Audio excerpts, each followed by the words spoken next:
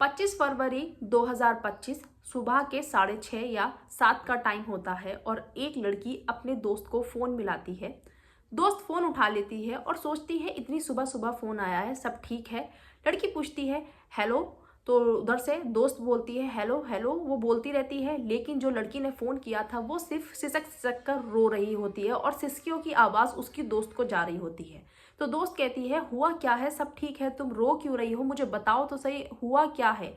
लेकिन लड़की बहुत तेज तेज और ज़्यादा रोने लग जाती है। तो उधर से दोस्त कहती है अगर तुम रोना बंद करोगी तो मुझे समझ में आएगा क्या हुआ है और तुम मुझे बता पाओगी कि हुआ क्या है, आखिर तुम रो क्यों रही हो। तो लड़की फिर रोना बंद करती है और जो उस पर बीती होती है वो अपने दोस्त को बताती है। दोस्त भी सुनकर 1 मिनट के लिए चुप हो जाती है और फिर वो बोलती है कि तुम इस वक्त कहाँ पर हो, तुम बस स्टॉप से कितनी दूर हो। तो लड़की कहती है मैं ज़्यादा दूर नहीं पहुंची हूँ, लेकिन बस स्टॉप से मैं निकल चुकी हूँ। जो दोस्त थी फोन पर वो कहती है कि तुम अभी के अभी वापस बस स्टॉप के नज़दीकी पुलिस स्टेशन जाओ और जो तुमने मुझे बताया है सारी बातें वहां पर पुलिस को बतानी ही पड़ेंगी तुम्हें, और तुम अभी के अभी जाओ, तुम मेरी बात समझने की कोशिश करो।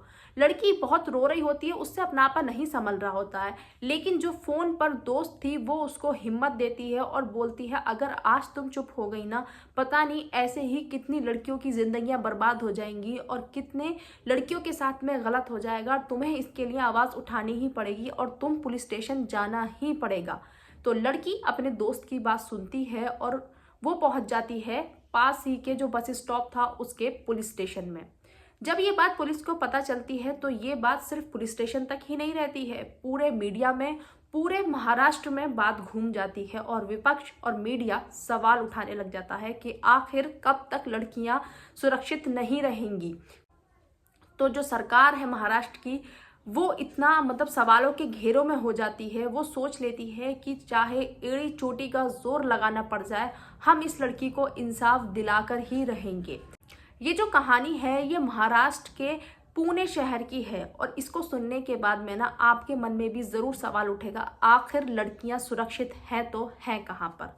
नमस्ते, आदाब, सत श्री अकाल, मैं हूँ नशरा मिर्ज़ा और मैं जो आपको आज कहानी सुनाने वाली हूँ ये कहानी है महाराष्ट्र के पुणे शहर की। 25 फरवरी 2025 का दिन था और सुबह के 5 से 5:30 बजे का टाइम था। एक लड़की बस स्टॉप पर खड़ी हुई थी अपने घर जाने के लिए, जो मेडिकल कॉलेज में काम किया करती थी।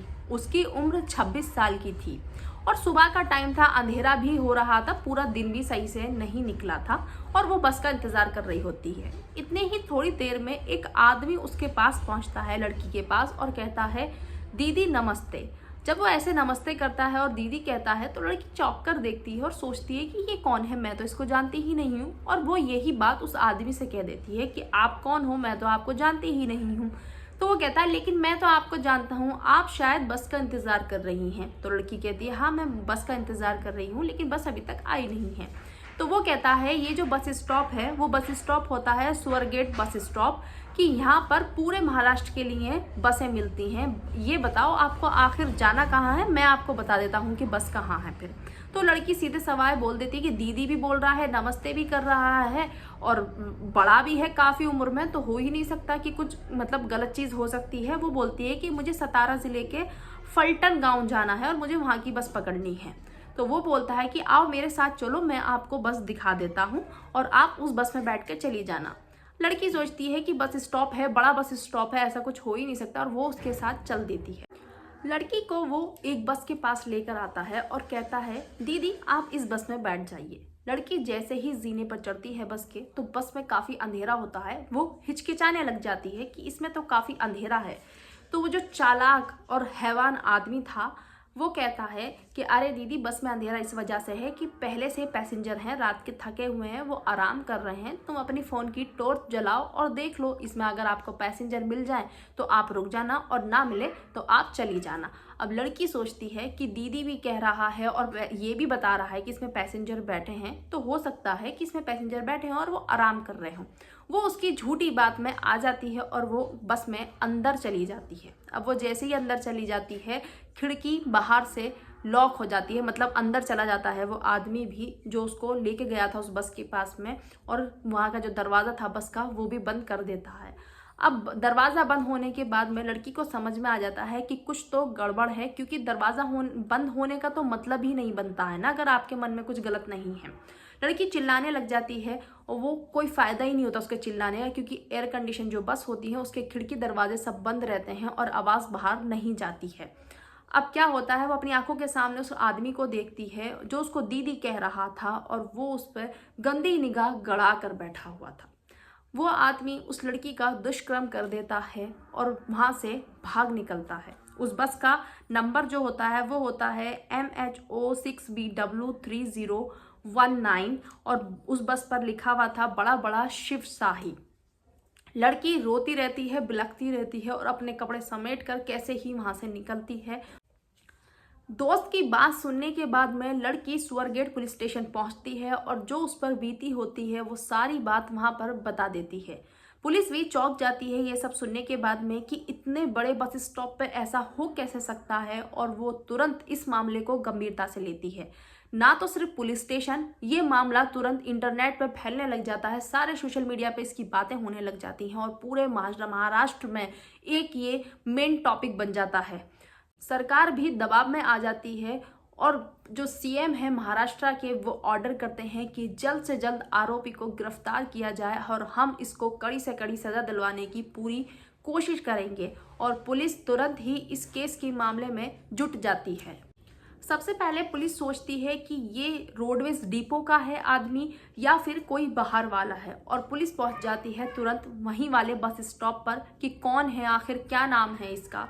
तो इसके बारे में पता कैसे चले, क्योंकि इसका ना तो फोटो है, पुलिस के पास कुछ भी नहीं है। तो फिर सीसीटीवी कैमरे देखे जाते हैं और बहुत घंटों की मशक्कत के बाद में, बहुत घंटों की पुलिस की मेहनत के बाद में पता चलता है कि वो जो आदमी था वो लड़की के साथ आ रहा होता है और उसके मुंह पर मार्क्स होता है। लेकिन पुलिस अपनी मेहनत में कोई कमी नहीं छोड़ती है और उसका चेहरा निकाल ही लेती है कि आखिर है तो है कौन। तो फिर वहां के आसपास के लोगों से पूछा जाता है कि इसका नाम क्या है, तो पता चलता है उसका नाम था दत्तात्रेय रामदास गाड़े, जिसकी उम्र लगभग 37 साल की थी। और जब पुलिस को इस आदमी का नाम पता चलता है तो उसके बाद ये भी पता चला कि इसके ऊपर तो पहले से भी और भी केस दर्ज हैं, 6 मामलों से ज़्यादा इस पर केस हैं, और जिसमें से कुछ हैं चोरी, डकैती, चैन स्नैचिंग जैसे मामले इस पर दर्ज हैं। 2019 में ये रिहा हुआ था जमानत पर।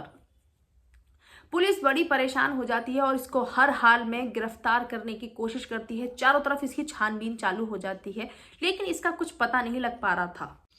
बसंत मोरे एक नेता और रिपोर्टर भी, उनको कहीं से एक खबर मिलती है कि जो डिपो है उसके पीछे जाकर देखिए, एक वहाँ पर बस मिलेगी टूटी फूटी, उसमें आपको कुछ चीज़ें देखने के लिए मिलेगी। वो वहाँ पर पहुँचते हैं और एक बस ऐसी ही हूबहू खड़ी होती है जैसे उनको बताया गया था। शीशे भी उसके टूटे फूटे होते हैं और वो बस भी खराब शराब सी होती है। जब वो उसके अंदर पहुंचते हैं तो वो वहां पर देखते हैं महिला को कुछ कपड़े होते हैं और आपत्तिजनक चीजें वहां पर उनको मिलती हैं, जिससे ये पता लगाया जाता है कि ये एक तरीके से सस्ते लॉज के तरीके से इसको बना रखा है और लड़कियों के साथ में गलत काम करने के लिए इसको इस्तेमाल किया जाता है। इसका मतलब ये केस पहला नहीं है, यहाँ पे ऐसी चीजें हुई हैं, पहले भी लड़कियों के साथ में यहाँ पे गलत हुआ है।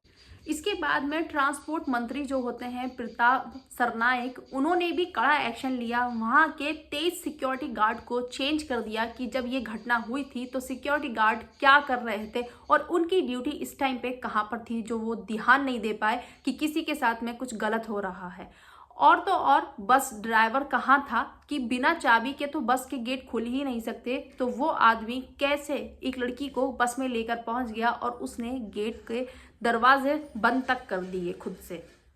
मीडिया में सवालों का भंडार था सवालों के साथ में, तो मीडिया पुलिस का भी एक इंटरव्यू लेती है जिसमें पुलिस कहती है कि हम पूरी की पूरी अपनी जान लगा रहे हैं, हम अपनी पूरी कोशिश कर रहे हैं, हम आरोपी को गिरफ्तार करके ही मानेंगे। और ऐसा ही नहीं कि पुलिस सिर्फ कह रही थी, पुलिस सचमुच बहुत ज़बरदस्त काम कर रही थी इस केस पे। पुलिस इस आदमी को ढूंढने के लिए 13 टीम तैयार करती है, 13 टीमें तैयार होती हैं और तो और ड्रोन और जो खोजी कुत्ते होते हैं वो सब तलाश में लग जाते हैं। जब पुलिस को कुछ हाथ नहीं लगता है, 27 फरवरी हो जाती है और पुलिस को तब तक भी इस आरोपी की कोई भी पता नहीं चलता है कि आखिर ये आदमी है तो है कहाँ। तो पुलिस इस पर एक इनाम रखती है 1 लाख का कि जो इसका नाम था दत्तात्रेय रामदास गाड़े का एड्रेस या कुछ भी बताएगा कि ये आदमी कहाँ है, उसको 1 लाख रुपए इनाम दिया जाएगा। और पूरे सोशल मीडिया पर भी अपने पुलिस ने नंबर छोड़ दिए थे कि इन नंबरों पर कॉल कर कर हमें बताओ कि आपने इसको अगर कहीं देखा है या जैसे भी आपको इसके बारे में कोई खबर मिले। और आपका जो पहचान है वो भी छुपा कर रखी जाएगी, आपकी पहचान भी नहीं बताई जाएगी, क्योंकि ऐसे क्रिमिनल लोग जो होते हैं उनके बारे में बोलने से जो आम पब्लिक होती है वो बड़ी कतराती है, क्योंकि ऐसे लोगों का कोई भरोसा नहीं होता है। पुलिस की मशक्कत के बाद में, इतनी मेहनत के बाद में इसकी सूचना मिल ही जाती है कि ये कहाँ से है और कहाँ पर है, क्योंकि पुलिस तो इसको पागलों की तरीके से ढूंढ रही थी। जो मुख्यमंत्री थे उनके सख्त आदेश थे कि जल्द से जल्द आरोपी गिरफ्तार होना ही चाहिए। तो शुरूर तुल का गुनात गांव का ये रहने वाला था, जो इसका नाम था दत्तात्रेय रामदास गाड़े। और पुलिस पहुंच जाती है वहां उसको ढूंढने के लिए, वहां की पुलिस भी लग जाती है और पुणे शहर की पुलिस भी लग जाती है। दोनों पुलिस आपस में मिलके कम से कम 100 पुलिस वाले उस गांव में होते हैं और इस आदमी को ढूंढ रहे होते हैं। जंगलों में ड्रोन चलाया जा रहा होता है जहां पे गन्ने की खेती होती है, और जो खोजी कुत्ते थे उन्हें भी छोड़ दिया गया था। पुलिस किसी भी हाल में इस आदमी को छोड़ना नहीं चाहती थी और ये पुलिस उठा लेती है एक आदमी को जो बिल्कुल हूबहू दत्ताराम दास जैसा ही लग रहा था। और वो आदमी कहता है कि सर मैं वो नहीं हूँ जिसको आप सोच रहे हो, मैं सिर्फ उसके जैसा दिखता हूँ। पुलिस भी 1 मिनट के लिए कंफ्यूज हो गई थी कि ऐसा कैसे हो सकता है, ये तो वही है। लेकिन फिर वो आदमी कहता है कि मैं उसका भाई हूँ और मैं दत्तात्रेय रामदास गाड़े नहीं हूँ। पुलिस फिर उसको छोड़ देती है। बाद में दत्तात्रेय रामदास गाड़े को ही पकड़ लेती है 27 फरवरी की रात को। जी हाँ, फिर पुलिस 72 घंटे के अंदर पुलिस भी इस आरोपी को गिरफ्तार कर ही लेती है, क्योंकि सरकार ने भी कह दिया था और पुलिस ने भी कह दिया था कि हम इस लड़की को इंसाफ दिलाने के लिए एड़ी चोटी का जोर लगा देंगे।